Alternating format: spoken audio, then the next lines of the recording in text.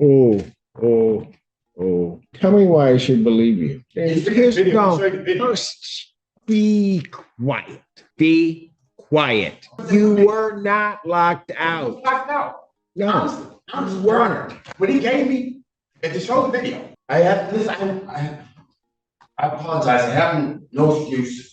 You know what? I am not going to sit here and try to overtalk you because if you keep interrupting me, you're going to be going with my bailiff. You want to know what? You keep it up. What did I tell you? You think I'm kidding? Do you think I'm kidding? This entitled clown is back in court after trying to hustle his landlord. He's claiming he got locked out of his apartment, the oldest excuse in the book.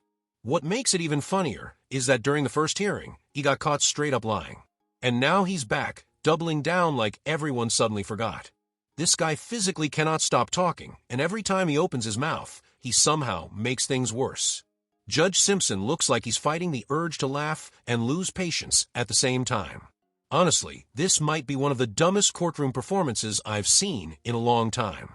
Let me know in the comments, does this dude have more or less than 7 functioning brain cells? Let's dive in and watch Judge Simpson dismantle him. Go ahead. What do you want to say? Last time I was here, Your Honor, I was scared, and I lied to you. Okay. I wasn't honest. I went through this with Mr. McLaughlin, and I didn't when they wouldn't let me into my place. So I took the money. Both sets of money? Huh? Both sets? I took the money because I had no place to go. And I didn't know what to do. And I had medications and I was out on the street having no family and friends. And he kept pressuring me to move out so that someone else would move in. And he kept sending me emails and texts that my security deposit was going down. I really didn't know what to do. And being not able to get back to my place where my stuff is, I was scared. I truly was. And I didn't want to admit that I was afraid or nothing like that. You know, I thought it might make me seem like I'm weak or something like that. I found out that makes me seem like I'm weak by not being honest. And I apologize. Please forgive me. So you voluntarily surrendered the apartment? No, I didn't surrender the apartment. No, I couldn't get back in. They had already locked the doors. I couldn't get in. They're standing there. I couldn't get in. So what are you claiming you lied about? I accepted the $400. Which $400? There's only one. Well, no. My understanding is there's two $400. That's what they're trying to say. Okay, so which $400 did you lie about? A video that they have showing him giving me $400. This video from Mr. McLaughlin's agent. Yeah, you took that $400. Yeah. They came down the bottom of the stairs and they gave it to me. Okay. I didn't want it, but. Well, hold on a second. Hold on, Mr. Daniels. So you took that $400, and that was the $400 where you agreed to surrender the unit. No, I didn't agree to surrender anything. Then why were you getting the $400? He told me, the gentleman said, "Girl, listen, you might as well, have a place to stay in." And I agreed with him, the gentleman was having me one. And I was like, I'm not signing anything. That's wrong. He's like, yeah. He said, I don't understand. Well, so I was frightened. Daniels? Yes, sir. There's this meeting that takes place. Yes, sir. You're given $400. Yes, sir. Why did they give you the $400 if it wasn't to relinquish possession of it? I wasn't relinquishing possession. Okay. I never agreed to it. Okay. All right. Then why did you take the $400? I didn't know what to do. I had no place to go. What do you mean you didn't know what to do? I had no place to go. And I don't want to stay on the streets. Mr. Daniel, yes, sir. What you're saying, it doesn't make any sense. So, you need to start telling the truth. I took it because I didn't have no place to go. I didn't have no money to get food to eat. I had medications that I had to have. And Mr. Daniel, you had a place. They said, so here's what you told me. The door was locked. I was locked out. I didn't have the keys to the place. The locks were changed. I had no way of getting in. And if you show the video properly, even the front door was boarded shut. It was X cross with wood.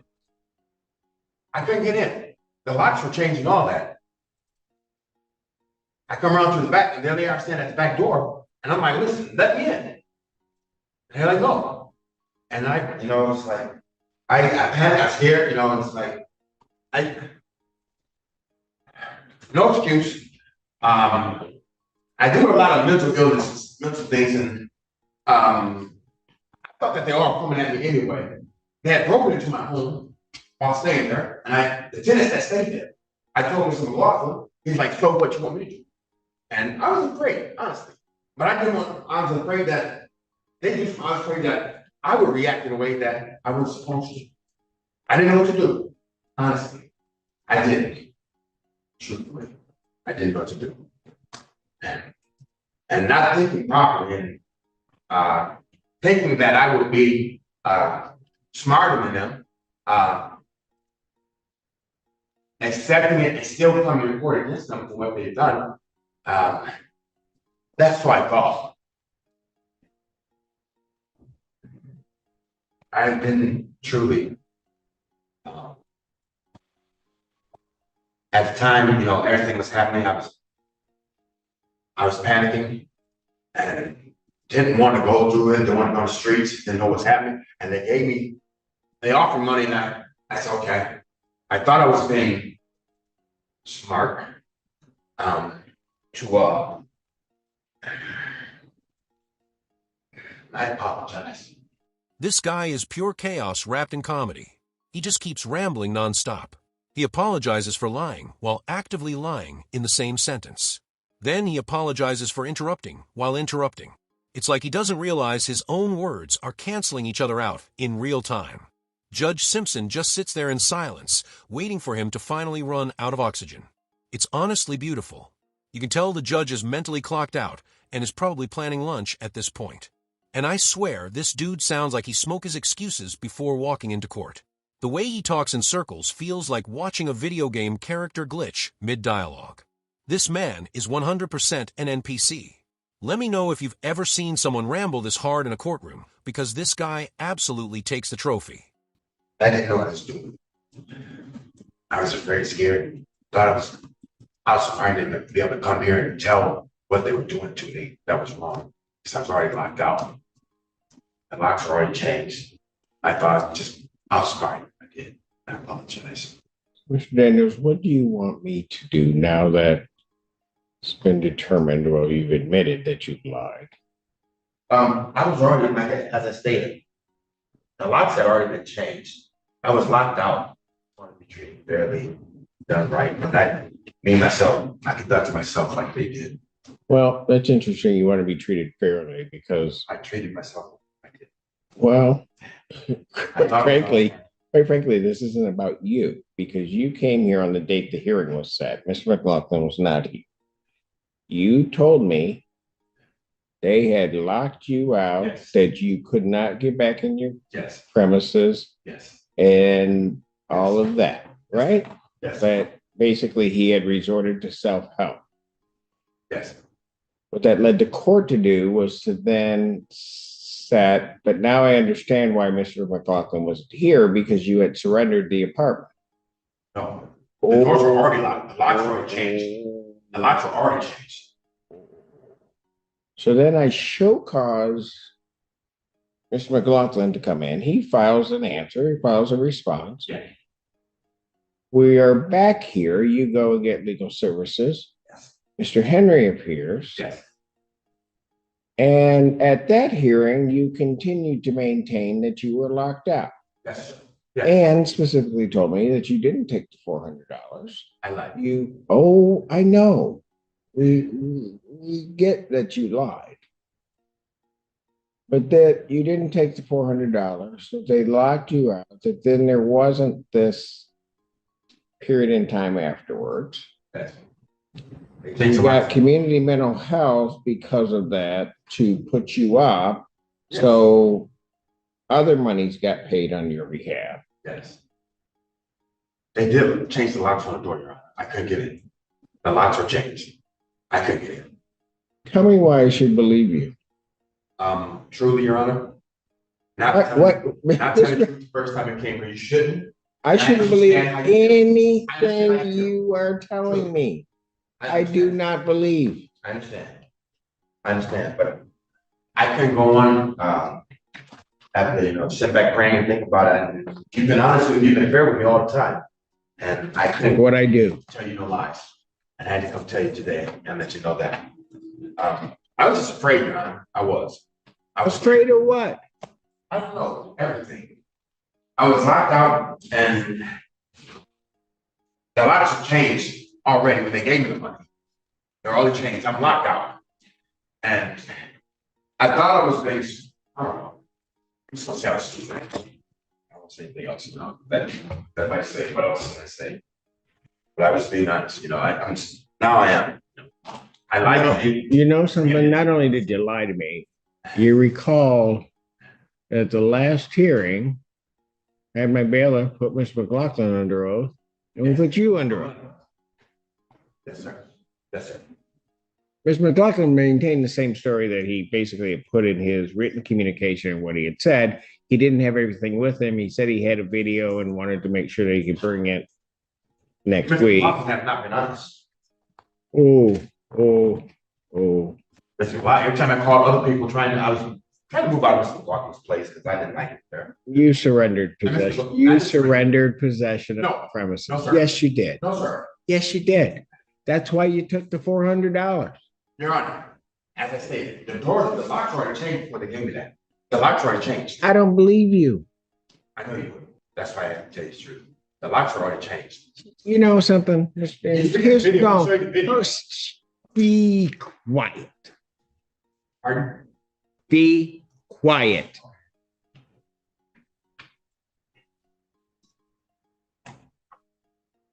You lied to this court when you came here, caused me to file an order to show cause, got Mr. McLaughlin in. Mr. McLaughlin had to file an answer to it, find all of that information, do all of that. You go to legal services, they in good faith, Mr. Henry decides to represent you because you're saying that you've been locked out of the premises. We get here, for the second time that you've been here, Mr. McLaughlin was only here the one time, but we all get here, put you under oath, you give me your story, the story you give me, you lied. Now, in that same time, you are also lying to Community Mental Health, who is paying to put you up as though you had been locked out. You were not locked out. Locked out.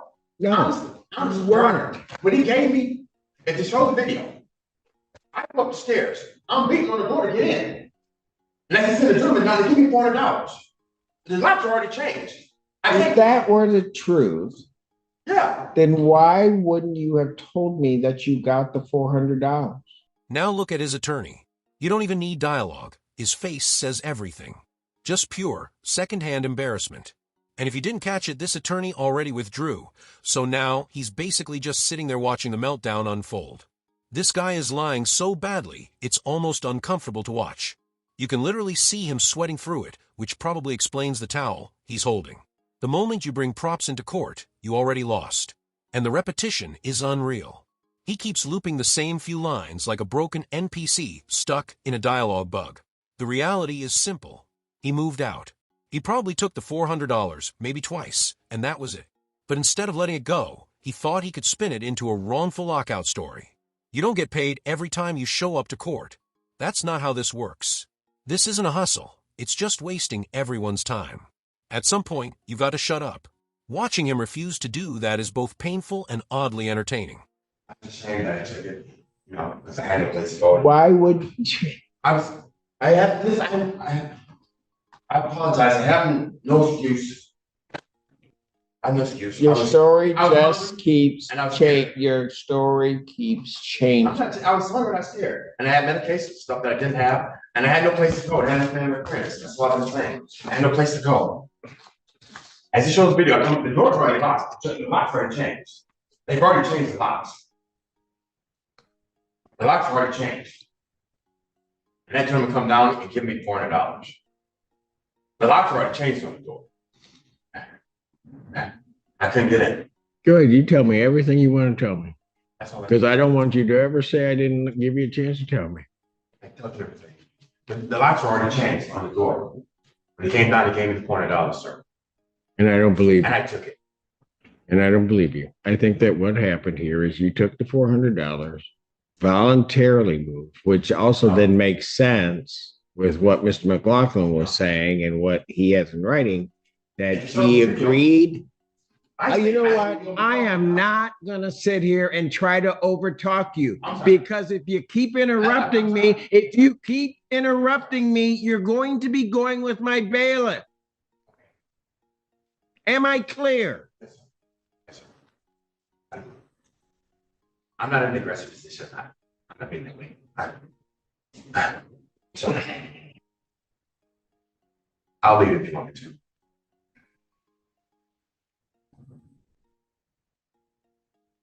Sorry. The reason you took the $400 is because you voluntarily surrendered the premises. That's what the court's going to find, that you did that.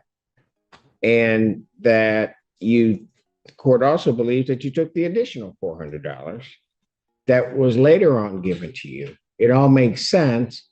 That's why Mr. McLaughlin said, I will keep, and it's in writing in a text, that he would allow your property to stay there for a month. And then he gave you more money. And you're just taking money and then coming to court, causing everybody all kinds of problems. I'm not doing. Oh, no, you don't even have any idea. I took once. Sorry. You keep interrupting me, so I'm done. I didn't mean to apologize. I find that there was no lockout. I also find that he voluntarily surrendered the premises. Mr. Henry, I know this is embarrassing for you because you came here representing your client, believing that all of this had happened. I find you, and have found you, always to be an honorable attorney and always put good faith arguments. And you properly did the right thing once you determined your client was an absolute liar. And that is, you filed your motion to withdraw. So prior to entering what I'm entering, I'm going to grant your motion to withdraw, find that it's surrendered. This case is dismissed, but you are entitled to possession of the premises. Oh, yeah. It's yours. He gave it up. You want to know what? You keep it up. What did I tell you? You think I'm kidding? Do you think I'm kidding? Then I'd suggest what you do is you turn around and you walk out, and don't say another word to me, because if you say another word to me, you're going to go with Officer Mahalik. Have a great day. If any of you lost brain cells watching this, trust me, same. This whole hearing was a full-blown circus from start to finish. He genuinely thought he could game the system into handing him $400 every time he dragged his landlord back into court. Instead, he torched every ounce of credibility he had left. Now the landlord gets to move on, rent the place, and finally be done with this nonsense, and honestly, good for him. I really think Judge Simpson could have dropped a contempt charge just off the disrespect alone. The guy spent the entire hearing repeating the same 4 sentences like a broken record. It was painful, but somehow still funny. Let me know if you counted how many times he said they changed the locks, because I swear it had to be at least 20 times. Thanks for watching, guys. I really appreciate you. Don't forget to like and subscribe. It helps the channel a ton.